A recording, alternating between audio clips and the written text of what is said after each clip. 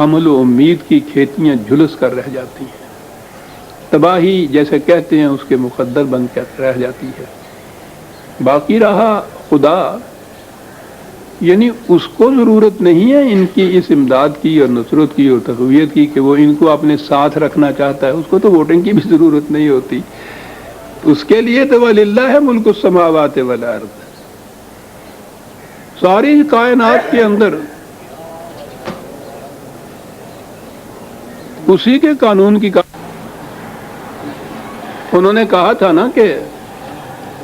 ہم سے یہ جو بھول ہو گئی ہے نہیں ساتھ جا سکے، یہ اس کے لیے وجہ ہے، دلیل ہے، اور کہا یہ تھا کہ اس کی ہمیں معافی دے دیجئے، یا خدا سے کہیے وہ ہمیں اس کو معاف کر دے، مغفرت جسے کہا جاتا ہے۔ تو آپ کو تو معلوم ہے، اب آپ تو برسوں سے سنتے چلے آ رہے ہیں، درس کی یہ اصطلاح، قرآن کی یہ اصطلاحات بھی آپ کے سامنے آ چکی ہوئی ہیں، اس لیے ہر موقع کے اوپر مجھے زیادہ تفصیل میں جانے کی ضرورت نہیں ہوتی۔ وہ مشکل البتہ یہ ہوتی ہے ضرور کہ جو اب آپ نئے نئے آتے ہیں درس میں، ان کے دلوں کے اندر کچھ سوالات اور اس قسم کے شکوک ابھرتے ہیں، وہ پھر بعد میں مجھ کو کوئی چٹھیاں لکھتے ہیں، کوئی آ کے پوچھتے ہیں، لیکن یہ تو درس میں ہو نہیں سکتا کہ ہر مقام پہ وہ ساری تفصیل جو میں 20 برس سے بیان کرتا چلا آ رہا ہوں ہر درس میں اس کو دہراتا جاؤں، یہ نہیں ہوتا درس کے اندر۔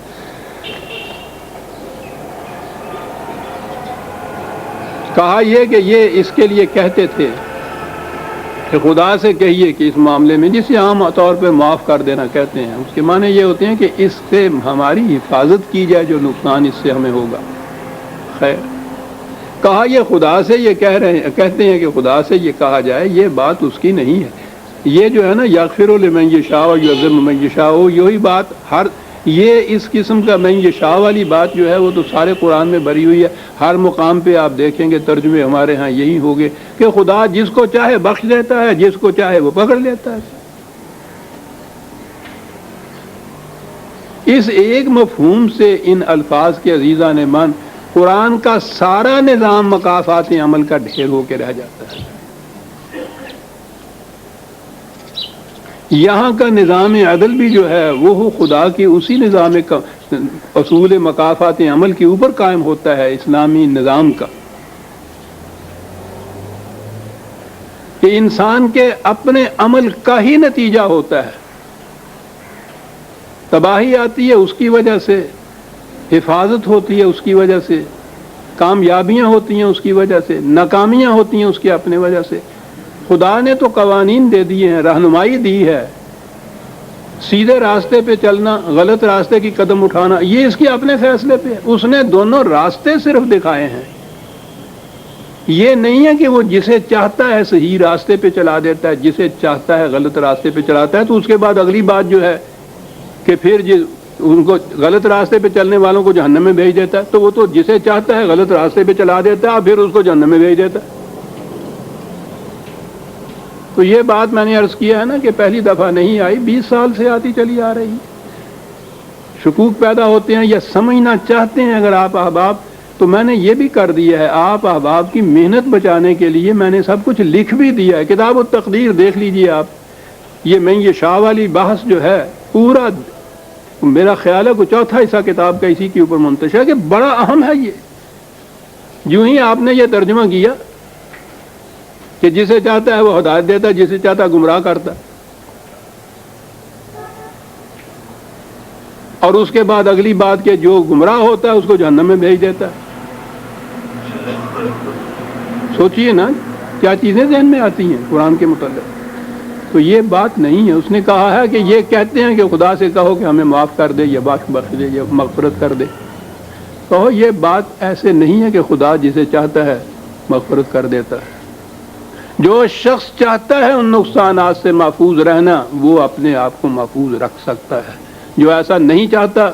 اسے بہرحال نقصان اٹھانا پڑتا ہے، اور اس کا طریقہ بتا دیا، ان الحسنات یذہبن السیئات۔ غلطی ہو گئی ہے، اس کے نقصان رسان نتائج سے بچنے کا طریقہ یہ ہے کہ اس سے بہت ذرا بڑا اچھا کام کر کے دکھاؤ۔ حسنات جو ہیں وہ سیئات کو لے جاتی ہیں، یہ ہے میں یشاء کے معنی۔ کہ غلطی اگر ہو گئی ہے اور کوئی شخص یہ چاہتا ہے کہ اس کے جو نقصان رساں نتائج مجھے بھگتنے پڑیں گے اس سے میں کسی طرح سے محفوظ رہ جاؤں، تو اس کا طریقہ یہ ہے کہ اس سے زیادہ وزنی نیکی کا کوئی کام کرو۔ نتیجہ یہ ہوگا کہ وہ اس سہو اور خطا اور اس برائی کے اس غلط کام کے نقصان رساں نتائج سے بھی محفوظ کر دے گا تمہیں، اور اس کے بعد چونکہ یہ بہت بڑا وزنی ہوگا اور کچھ کامیابیوں کی چیزیں بھی تمہارے حصے میں آ جائیں گی۔ اس نے اصول دیا ہے، ثقلت موازین اور خفت موازین کا میزان کھڑی کی ہے، پلڑے ہیں اس کے اندر، برائیوں کا پلڑا اور بھلائیوں کا پلڑا جسے ہم کہتے ہیں۔ اس نے کہا کہ اگر کسی وقت تمہاری برائیوں کا پلڑا جھک گیا ہے، زیادہ ہو گئی ہیں، تو اس کو اونچا کرنے کا طریقہ یہ نہیں ہے کہ خدا سے کہو کہ ذرا اس کو اونچا کر دیجئے، طریقہ یہ ہے کہ بھلائیوں کے پلڑے میں زیادہ ڈال دیجئے، خود بخود وہ پلڑا جھک جائے گا، وہ اٹھ جائے گا۔ غور فرمایا کہ ایک تشبیہ سے قرآن کتنے اہم معانی بیان کرتا ہے، حقائق بے نقاب کر دیتا ہے۔ کیا طریقہ اس نے بتایا ہے مغفرت حاصل کرنے کا، میزان پلڑے کا، اور وہ یہ ہے کہ وہ ایک ایک ذرہ اس نے یہ کہا وَمَن يَعْمَلْ مِثْقَالَ ذَرَّةٍ خَيْرٍ يَرَهُ وَمَن يَعْمَلْ مِثْقَالَ ذَرَّةٍ شَرًّا يَرَهُ، ایک ایک ذرہ عمل کا اس میزان خداوندی میں،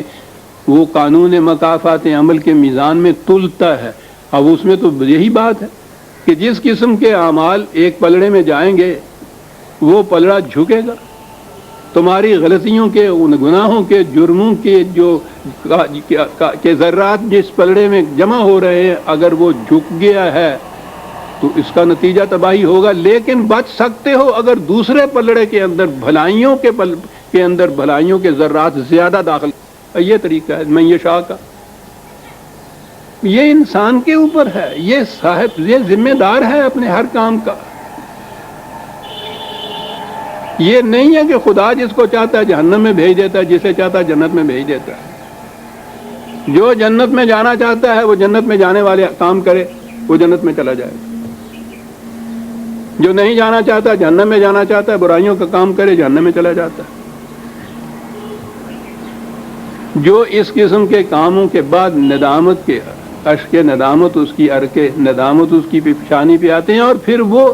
صرف اتنا نہیں ہے کہ وہ جسے ہم توبہ کہتے ہیں کہ یا اللہ میری توبہ، اس نے کہہ دیا معاملہ ختم ہو گیا، وہ کام کرے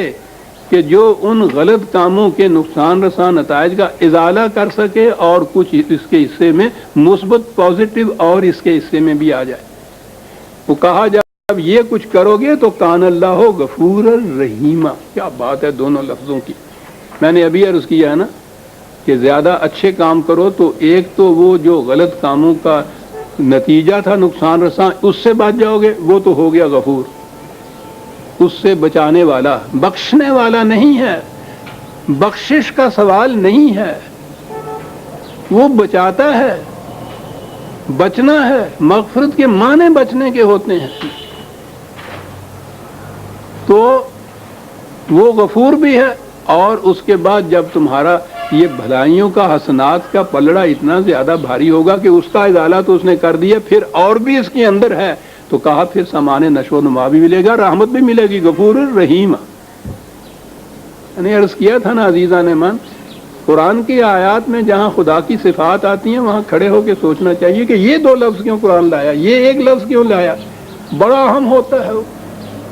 اور وہ تو اس کے نکات جو ہیں، اس جو پہلے بیان کیا گیا ہے،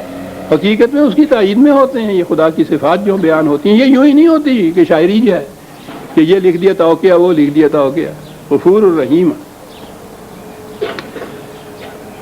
سَيَقُولُ الْمُخَلَّفُونَ إِذَا انطَلَقْتُمْ إِلَىٰ مَغَانِمَ لِتَأْخُذُوهَا ذَرُونَا نَتَّبِعْكُمْ يُرِيدُونَ أَن يُبَدِّلُوا كَلَامَ اللَّهِ۔ کہا جب تم کامیابی حاصل کرنے کے بعد یہ غنائم جو تمہیں حاصل ہوں گے، جنگ سے مال غنیمت ملے گا اور جو کچھ حاصل ہوگا، اس کی جھولیاں بھر بھر کر جب تم واپس لوٹو گے تو اب یہ ان کا جی جل جائے گا کہ ہو ہم ساتھ کیوں نہ چلے گئے، ہمارے حصے میں بھی یہ جو کچھ آ جاتا. کہا یہ اس وقت کہیں گے کہ صاحب